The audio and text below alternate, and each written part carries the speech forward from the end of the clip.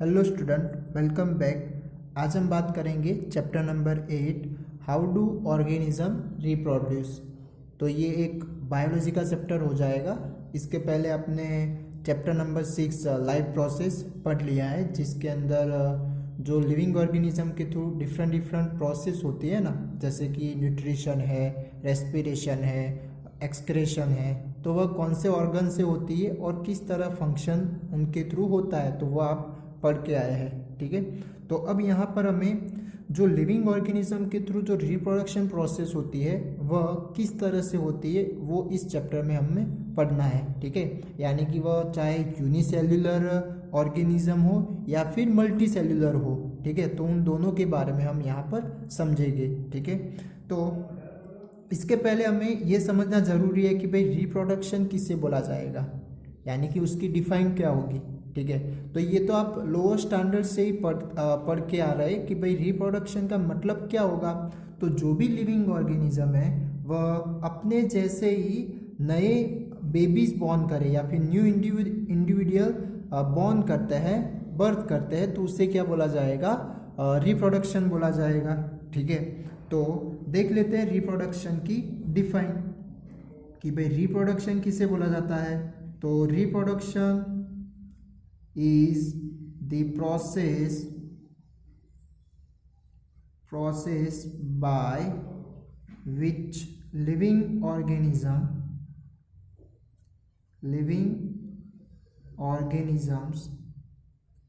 produce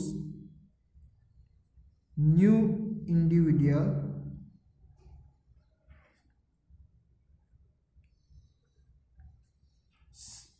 similar to themselves। ठीक है, तो इसे क्या बोला जाएगा, रिप्रोडक्शन बोला जाएगा।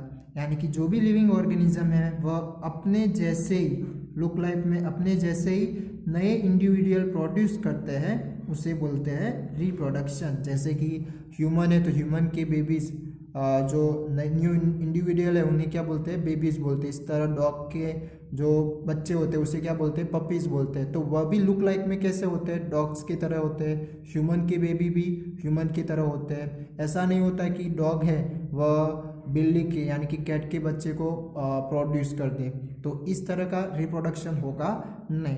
ठीक है, तो जो भी लिविंग ऑर्गेनिज्म है वह अपने जैसे ही न्यू इंडिविजुअल को प्रोड्यूस करेगी, तो उस प्रोसेस को बोला जाएगा रिप्रोडक्शन। ठीक है, बट अब यहाँ पर एक और भी क्वेश्चन हो सकता है कि वाई डू ऑर्गेनिज्म रिप्रोडक्ट, यानी कि ये ऑर्गेनिज्म है वह रिप्रोड्यूस क्यों करते हैं, नए बच्चे क्यों बॉर्न करते हैं। ठीक है, तो वह अब डिस्कस करते हैं ये वाला सेकेंड पॉइंट कि वाई डू ऑर्गेनिज्म रिप्रोड्यूस। ठीक है, तो अब हमें पता है कि जो भी लिविंग ऑर्गेनिज्म है वह जिंदा रहने के लिए कुछ प्रोसेस उनके बॉडी में होनी ज़रूरी है, एसेंशियल है। ठीक है, किस तरह की, तो वो हो जाएगी न्यूट्रिशन है, फिर एक्सक्रेशन है, ठीक है, रेस्पिरेशन है। तो ये सारी प्रोसेस उनकी बॉडी के थ्रू होनी चाहिए, वरना वह सर्वाइव कर सकेंगे नहीं। ठीक है, बट ये जो रिप्रोडक्शन है वह उन्हें जिंदा रहने के लिए होना ही चाहिए, ऐसा जरूरी होता नहीं है। ठीक है, क्योंकि इसके साथ साथ ये भी है कि ये जब रिप्रोडक्शन प्रोसेस होती है तो उनके बॉडी में यानी कि ज़्यादा मात्रा में एनर्जी भी स्पेंड होती है। ठीक है, तो अब ज़्यादा मात्रा में एनर्जी स्पेंड हो रही है तो भी क्यों ये ऑर्गेनिज्म उन्हें रिप्रोडक्शन की प्रोसेस करते हैं, तो उसका रीज़न है कि वह अपनी स्पीसीज को जिंदा रखने के लिए, यानी कि आने वाले फ्यूचर में उसे जिंदा रखने के लिए क्या करते हैं, वह रिप्रोडक्शन की प्रोसेस करते हैं। यानी कि इसे शॉर्ट क्वेश्चन में लिखना हो तो कुछ इस तरह से लिख सकते हैं कि जो भी लिविंग ऑर्गेनिज्म है, living organisms increase the number of member of their species as a result their existence is sustained। ठीक है, यानी कि जो भी लिविंग ऑर्गेनिज्म जो रिप्रोडक्शन की प्रोसेस करते हैं वो क्यों होती है, क्योंकि वह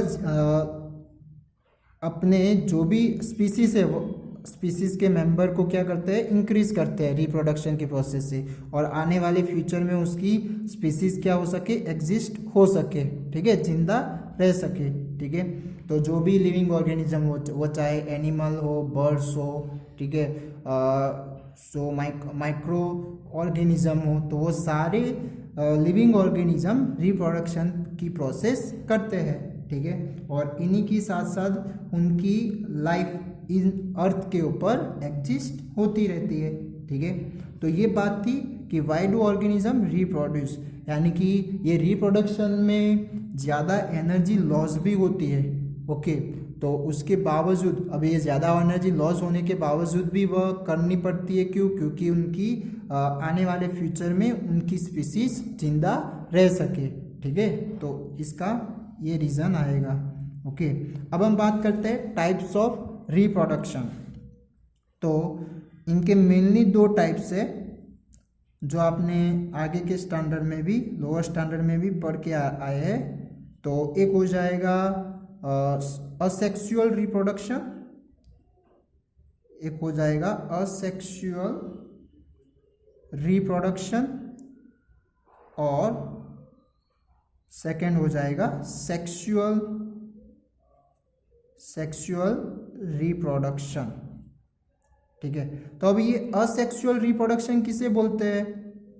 तो असेक्सुअल रिप्रोडक्शन यानी कि उसके अंदर सिर्फ और सिर्फ एक सिंगल पेरेंट्स में से नया इंडिविजुअल प्रोड्यूस हो तो उसे बोला जाएगा असेक्सुअल रिप्रोडक्शन। ठीक है, तो उसकी डिफाइन करनी हो तो कुछ इस तरह से हो सकती है कि a single parent give rise to new individual is called asexual reproduction। ठीक है, और इसके साथ साथ इनमें जो उनके जो गैमेट्स होते हैं वह फॉर्म होते नहीं है। तो गैमेट्स, अब ये गैमेट्स क्या है? तो एक उन्हें दूसरे नाम से बोलना हो तो वो हो जाएगी रिप्रोडक्टिव सेल हो जाएगी। ठीक है, जिसे क्या बोला जाता है? गैमेट्स बोला जाता है, जिसमें हम बात करेंगे ये सेक्सुअल रिप्रोडक्शन में जो मेल और फीमेल दोनों के डिफरेंट गैमेट्स होते हैं। और मेल जैसे कि मेल गैमेट की हम बात करें तो वह हो जाएगा स्पर्म। ओके, और फीमेल गैमेट की बात करें तो वो हो जाएगा एग्स। तो इन दोनों के फर्टिलाइजेशन से नए बेबीज बॉर्न हो गए। ठीक है, जो हम उसकी डिटेल में बात करेंगे ह्यूमन रिप्रोडक्शन के अंदर। ठीक है, तो यहाँ पर जो असेक्सुअल रिप्रोडक्शन होता है उसमें गैमेट्स फॉर्म होते नहीं है, क्योंकि ओनली फॉर एक ही पेरेंट्स के थ्रू नया बेबीज बॉर्न हो रहा है। ठीक है, तो इसकी वजह से यहाँ पर गैमेट्स फॉर्म हो गए नहीं। ठीक है, बट इसके साथ साथ हम सेक्सुअल रिप्रोडक्शन के बारे में बात करें तो उसके अंदर 2 पेरेंट्स नीडेड होते हैं, ज़रूरी होते हैं। ठीक है, तो 2 पेरेंट्स में एक हो जाएगा मेल और एक हो जाएगा फीमेल। ठीक है, तो दोनों के दोनों की ज़रूरत होती है, और उन दोनों की वजह से क्या होगा, नया इंडिविजुअल प्रोड्यूस हो सकता है। ऐसा नहीं है कि ओनली फॉर कोई मेल ही उसे प्रोड्यूस कर दे या फिर फीमेल ही प्रोड्यूस कर दे। नो, इन दोनों के मिलने से ही क्या हो सकता है, नया बेबीज बॉर्न हो सकता है। ठीक है, अकेले ओनली फॉर कोई एक से ही होगा नहीं। ठीक है, तो 2 parents are needed to give rise to new individual is called asexual reproduction, यानी कि इसके अंदर मेल गैमेट्स भी आता है और फीमेल गैमेट भी आएगा, यानी कि यहाँ पर दोनों में से गैमेट फॉर्म होते हैं और वह दोनों क्या होंगे, मिलने से फर्टाइल होंगे, यानी कि फर्टिलाइजेशन की प्रोसेस यहाँ पर फॉर्म होगी जो हम देखेंगे। ओके, तो यहाँ पर गैमेट फॉर्म होते हैं बट यहाँ पर होंगे नहीं। ठीक है, अब हम बात करते हैं कि जो असेक्सुअल रिप्रोडक्शन होते हैं उसमें भी उसके टाइप्स है, या फिर हम ऐसा भी बोल सकते हैं कि मोड्स ऑफ असेक्सुअल रिप्रोडक्शन, या तो फिर इसे mode of reproduction used by single organism, यानी कि ओनली एक ही, क्योंकि ये असेक्सुअल रिप्रोडक्शन में क्या होगा, ओनली फॉर एक ही पेरेंट का यूज होता है। ठीक है, उनमें से ही नया बेबी बॉर्न होगा। जैसे कि एक एग्जांपल ले ले, अमीबा। तो अमीबा क्या है, तो अमीबा का आपने आगे भी पढ़ा हुआ है लोअर स्टैंडर्ड में कि जो उनमें से ही दो बेबी अमीबास बॉर्न होते हैं। ठीक है, तो ये किसका एग्जांपल हो जाएगा, असेक्सुअल रिप्रोडक्शन का। और सेक्सुअल रिप्रोडक्शन में एनिमल्स आ जाएंगे, ह्यूमन आ जाएंगे, बर्ड्स आ जाएंगे। ठीक है, तो ये सारे क्या हो जाएंगे, सेक्सुअल, जिनमें मेल की भी ज़रूरत होती है एंड फीमेल की भी ज़रूरत होती है। ठीक है, तो अब इसमें से भी असेक्सुअल रिप्रोडक्शन के भी कुछ टाइप्स हमें पढ़ने के यहाँ पर कौन से हैं, तो एक हो जाएगा फ्यूजन, वो हम डिटेल में बात करेंगे अब नेक्स्ट वीडियो में, बट यहाँ पर अभी उसके नाम कौन से हैं वह एक बार देख लो। तो दूसरा है फ्रेगमेंटेशन, ये आगे लोअर स्टैंडर्ड में भी आप कुछ रिप्रोडक्शन समझ के आए हैं। रीजनरेशन,